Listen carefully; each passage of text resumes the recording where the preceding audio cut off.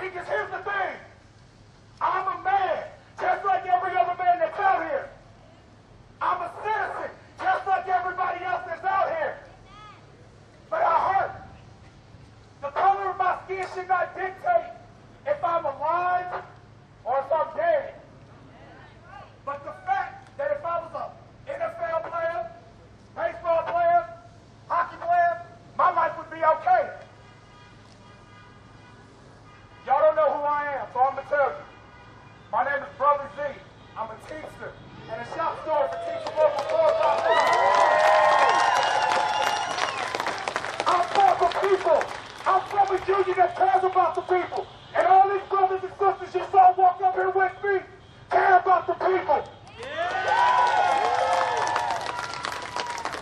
See, that's the thing that we forgot about. It's called unity.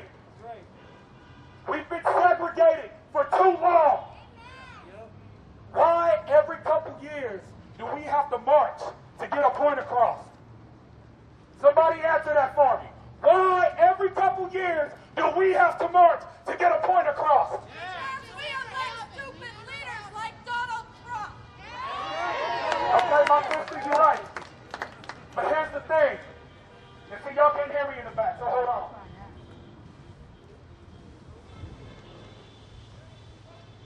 Y'all gotta understand that the one thing in this world that everybody's afraid of is unity. Right. It's unity. But if you look around our city right now, look at our Capitol building, we're segregated. We're doing stupid shit by putting graffiti on there. You know what that does? That keeps us divided. Divided. Now, I'm going to ask a question, and some of my black brothers and sisters are going to probably be upset. Are all cops bad? No. What's that? There's just silence. But here's the problem. We are not educating them. We are not taking the time out.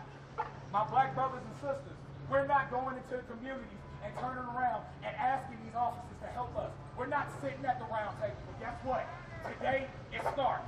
Today, we sit at the table, we ask Hancock, we ask my brother Michael Sapp to bring us to the table, and we get equality. We ask our union leaders, AFL-CIO, DOW, we ask them to help us, bring us to the table so that we can fix this problem, so we can stop dying. I'm tired of not sleeping. I'm tired of crying at night, afraid that I'm not going to make it home to my family. Raise your hands if you have kids. Hold them high.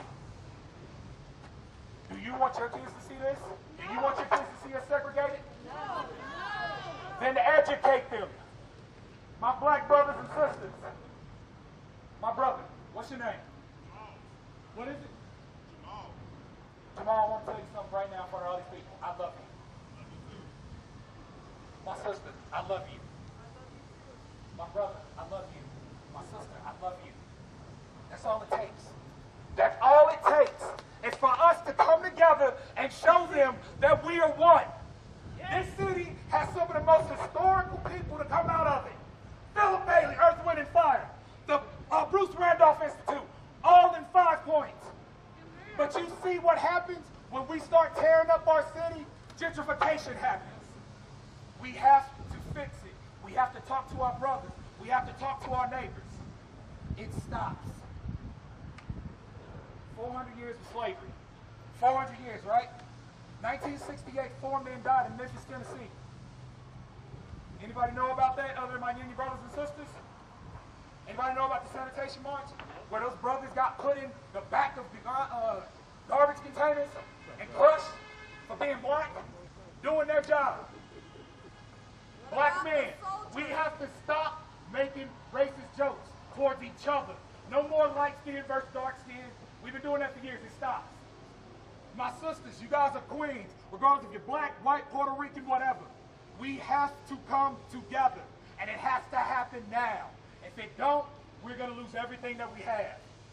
The media is already trying to divide us. We cannot let them win. Whose city is this? Our city. Whose city is this? Our city. Then let's act like it. No more violent protests. We march in peace. Dr. King and Dr. Ray.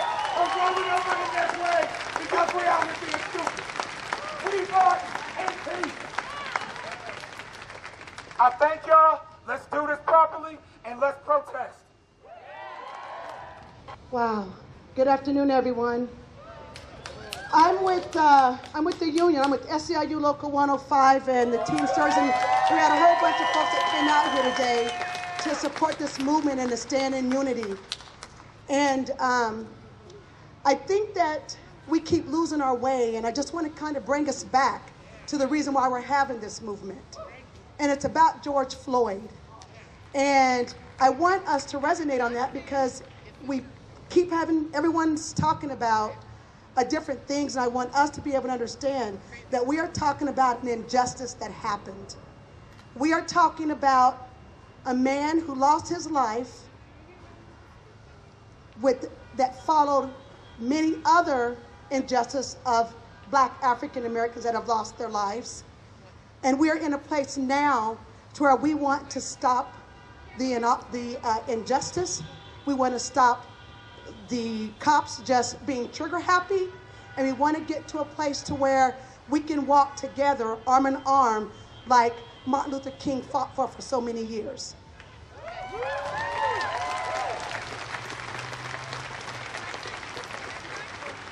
It breaks my heart that I have to stand here today when I think about this, because 400 years of fighting for justice. And my question is, how much more fighting do we have to do before we get the shit right, people? We've got to get it right. We've got to get it right. We can't come to these kind of forums and stand together and then leave this place and go back to the way we used to be. Welcome, sisters and brothers. Hey, I didn't have anything prepared, but I feel like I had to speak at this moment. I am, as you can see, an African American man, and I am proud of that. I am proud of the way that my people have survived in this country for 400 years. There has been no love, but we have survived in this Holocaust that we have existed in, and it's about time that it came to an end. All right, let's get down to it. The system was designed this way. The system is working as it is designed, and we need to break the back of this system.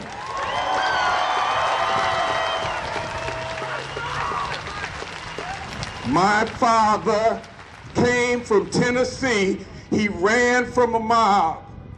He ran for his life. He was so afraid that he changed his name. My name is Skip Miller, but we were Martins. He's changed his name to Ray Miller because he was so afraid. He came to Detroit. He assumed that he could find a break. He could breathe up there, and he ran right head into the same racism in the North that he ran into in the South. So don't just get it twisted and say, hey, it's a Confederate thing. No, sir, it's an American thing. You don't have enough zeros in your bank account to matter to any of them until it's time to vote. And if you want to know whether I'm telling the truth, look at Kentucky. Look at those people that live in the coal mining country in Tennessee. They're white, and they've had white leadership for decades, and they're still the most uneducated amongst us, the most unemployed amongst us, and they have been duped. My fellow brothers and sisters in the military have been duped. We have all been duped, and that is over. What I see the beginning of the end for the big con, okay? The big con is, if you put me in office and turn your back, I'll protect you from those colored people. What a freaking lie. I don't need protection from you people. I need protection from the greedy, the bigot, the liar, those that don't know what loyalty means or courage means, and only have courage when they're in great numbers. I know what courage looks like. And it doesn't look like a police line that knocks over a 75-year-old man and then doesn't have the decency to stop protocol and check him out. And then when you look to see what they were advancing upon, looking like a freaking mob, no one There was one man they were going to grab. I've been fighting police brutality and trying to gain police accountability since the 80s. When Ismail Meno was killed in a no-knock raid in the east side, 1999, we found out about it in December. He was killed in September. But luckily, one cop fed information to Channel 4, and they broke the story that the no-knock raid that Ismail Mena died in was served on the wrong address. They went in and killed a family man that was taking care of 9 kids, working at the Coca-Cola plant, and lied and lied and lied about the process. Then, in 2003, Frank Lobato was killed in the west side after police used a fire ladder, climbed into the second floor where he was staying naked in a bed because he was convalescing, couldn't move, he was invalid. They opened the door and they shot him dead and said they confused the Pepsi can in his hand with a gun.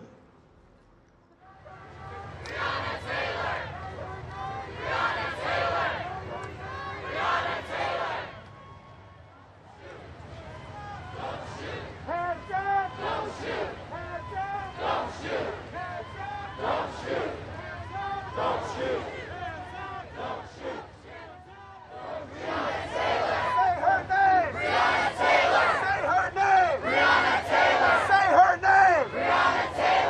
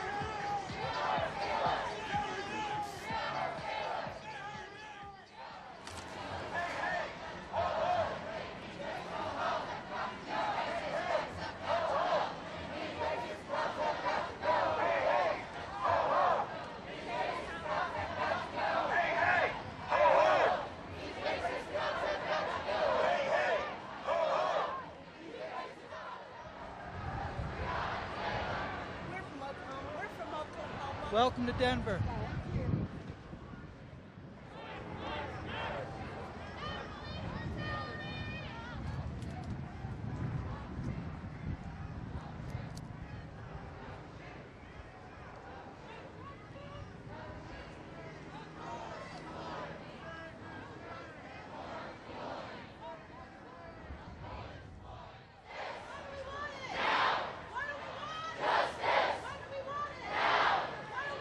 Justice!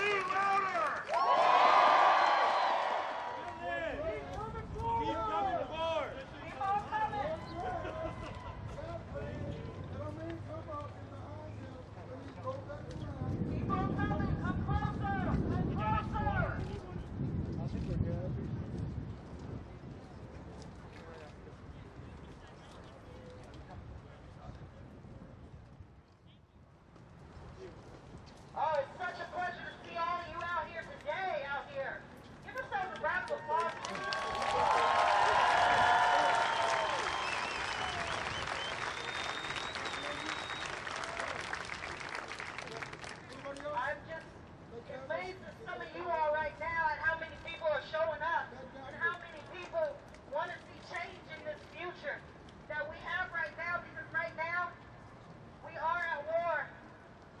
Unfortunately, we're at war with those who want to try to keep us divided. We are at war with those who want to dominate us. Are you serious? Today we are here in unity.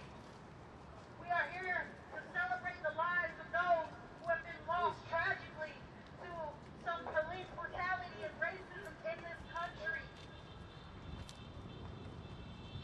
Today we have speakers who are going to tell their stories, who are going to express to you the pain, the truth that they have seen in their lifetime.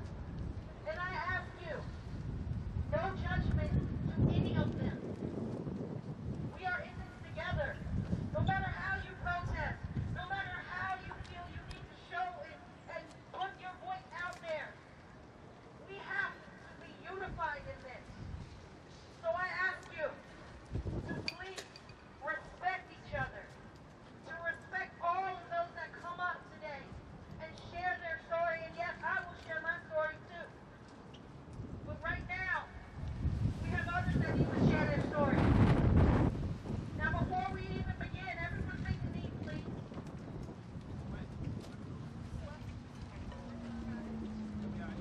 Again, watch where you guys need to go wet.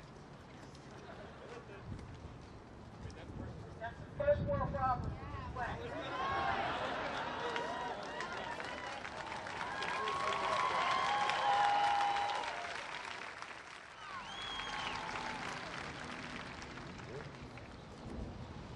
All right, ladies and gentlemen, clear path for me, please.